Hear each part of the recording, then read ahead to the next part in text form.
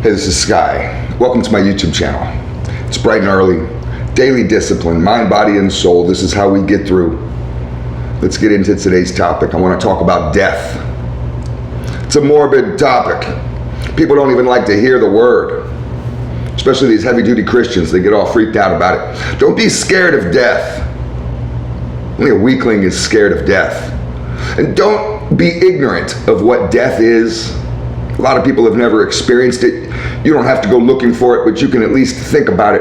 Don't have your deathbed be the first time you think about death. Don't have the first death, like your wife dies, or your father, or somebody who's close to you, your son, something horrible. Don't have that experience be the first time that you've ever pondered what death is. A lot of our fear comes from ignorance. When you educate yourself, enlighten yourself, you can become less scared of the world. Less scared of what's going to happen now. Death is such a mysterious topic because not a lot of people can report what happens. We have some near-death experiences. Those are always interesting. There's psychological profiles of people who have near-death experiences, and it's difficult to take those seriously as fact because so many people see the same thing. Not that everybody does, but there's like 4 or so different scenarios, and those can be traced back to different psychological patterns that you've had in your life. So a psychiatrist can easily tell you why you had that experience depending on how you were raised and how your mother treated you and these types of things. It's really fascinating. So I'm not really sure about near-death experiences, this experience of going down a black tunnel and seeing the light. A lot of people report that. We don't know what this is. These may be flashbacks of your birth. We don't know what this is. If you're a heavy-duty Christian, you probably believe in heaven and hell. And you're running from hell, chasing heaven your whole life. A lot of people, which is funny, they willingly live a life of misery. I won't say suffering, because suffering doesn't have to be misery. You can be miserable living in a mansion. I know motherfuckers that are hardcore individuals that live what we would call heavy-duty suffering, and they're happy. Now, maybe they might be a little crazy, but you got to be a little crazy in this world to survive.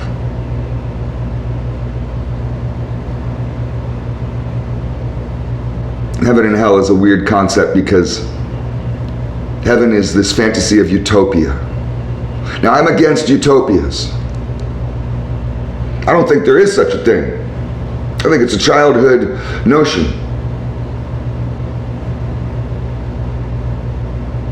This need to be in control, this need to know that you're not in danger. I don't know why people are so scared of being in danger. I don't know why people are so scared of death. They say, well, it's the end and I'm not going to see my family anymore. So? I know that sounds like a harsh way to respond to it, but so what? So what if you never see your family again? What's so fucking great about your fucking family? Why are you so attached to people? Cling to life. You're going to be separated from them eventually, and what's that going to feel like? It's going to be the most painful experience you've ever gone through. Will your own death be the most painful, sorrowful experience you have in your life? Why doom yourself to a sorrowful death? And then how do you go through a sorrowful death, begging and clutching to life, somehow expecting to be rewarded with utopia? Doesn't really make sense to me. I look at heaven and hell as distance, relative distance. So heaven is your relative distance between you and love. How close are you to love? If you are in love, surrounded by love, love not only is in you but around you. Like as if love was a swimming pool and you jumped in it. Now you're surrounded by all those waters. You're not just in the water and swimming, you're drinking the water. The water's everywhere, in you and outside of you. That's heaven. Heaven is your distance to love If you're closer to love, you're closer to heaven. Heaven can be right here on earth. You don't have to die to go to heaven. There's no utopias. So conversely, hell isn't a place with some guy with red wings and horns that's got a pitchfork and is torturing you. You know, you could get into a hot tub and it could be scalding hot. Even a really hot tub where they overheat it. You ever been in one of those? They heat it too long, it gets a little too hot. And you gotta put your feet in and you just sit there on the edge for a while.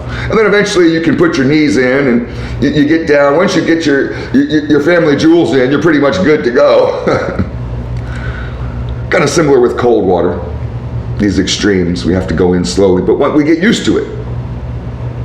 And you could be sitting in there in a steaming hot tub, boiling in a fucking pot of water, basically, like a lobster, and you're loving it.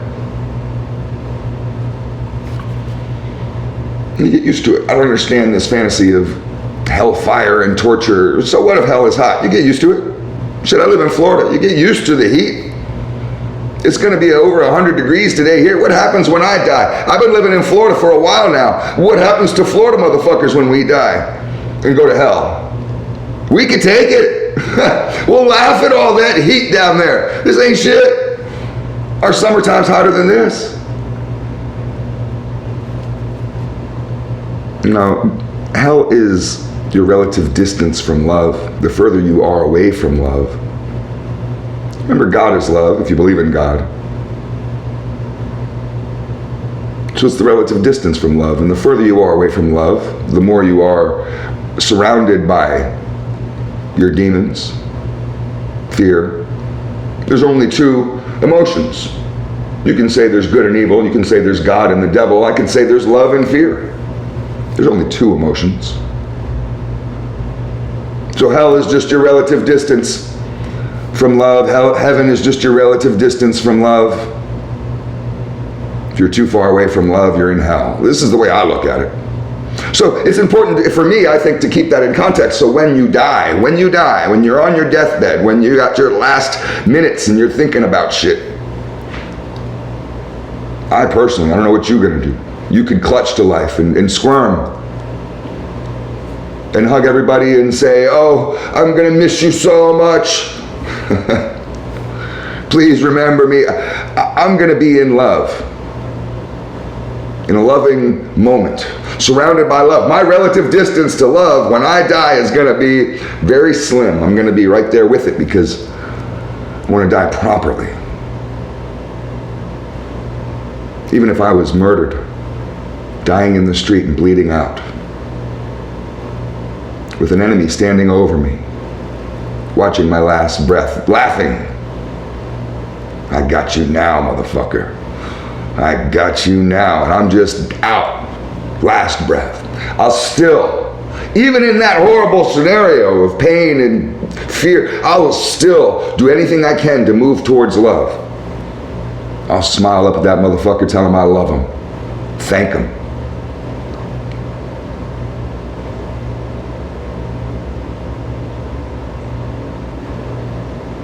Heaven and hell is an interesting concept. What I find interesting is this concept of reincarnation. And I could probably make a whole separate video on reincarnation, but when you talk about reincarnation, you have to get away from Christianity, because I don't really know if they have a fantasy of reincarnation. I think that Christians just fill heaven up, and I've often wondered how fucking crowded is heaven, and I don't like crowded cities, man. If I get up there and it's like New York or something, or LA, where it's just too many people, oh, it's gonna suck. Well, I don't want to go to a place like that. Reincarnation's interesting, because you get to come back. You don't just get stuck in some way station or some weird utopia full of Mormons. It's the South Park is so funny, where only the Mormons go to heaven, and people who lived good lives are down in hell burning in fire, and they're like, well, I did everything right. It's like, sorry, you chose the wrong religion. South Park's funny. No, reincarnation is Eastern philosophy. We have to go to India. We have to go to China, Japan, those types of places when we talk about reincarnation. The Buddhists have a fascinating view of reincarnation where you literally go to a way station after you die. Your soul goes to a way station and you get to choose. You get to have a conversation with a motherfucker like an administrator or something that, there's a hierarchy of the cosmos, and they don't believe in a monotheistic God. They don't believe that the Buddha is a God. He was just an enlightened dude. But there is a cosmic realm, and there's, they don't write about that much. You don't find whole books like you do on heaven. But nonetheless, you get to choose. You get to choose. It's so interesting that you get to choose your life. They believe that you get to choose who you're going to be. Am I going to be born to Robert and Mary? Am I going to be born in, Kansas? Am I going to live this kind of life? You choose. And it's fascinating to think about that. Even though you may not understand, why did I live this life? Why was I born on this side of town? Why have I been this person? You chose it, motherfucker. You just don't remember. It's just a weird idea. You can choose to come back. Some people believe in, I believe in India, that you keep coming back to learn more, to accomplish more. Think of it like a video game, to level up. And each time you live a life, you go through a different level of existence, a different level of the game. You learn different things. You become wiser. There's a theory that you vibrate with each life, each reincarnation to a higher realm, each level that you get to, that you vibrate more. You're on a cellular level. This is, the more you vibrate, the closer to the cosmic realm you get. These wizard type motherfuckers, they're vibrating on a high level. You think they're magic, they're not. It's all kind of weird shit. It's just food for thought for the day. Death doesn't have to be scary. Just ponder it. Think about it like a child, without the fear attached to it, without all the loss attached to it. You're not at a funeral. You don't have to let it ruin your day. The more you think about death in a light-hearted way, a curious way, an intellectual way, the less scary it becomes. And the more you figure it out, the less of a mystery it is. Food for thought. Thanks for watching.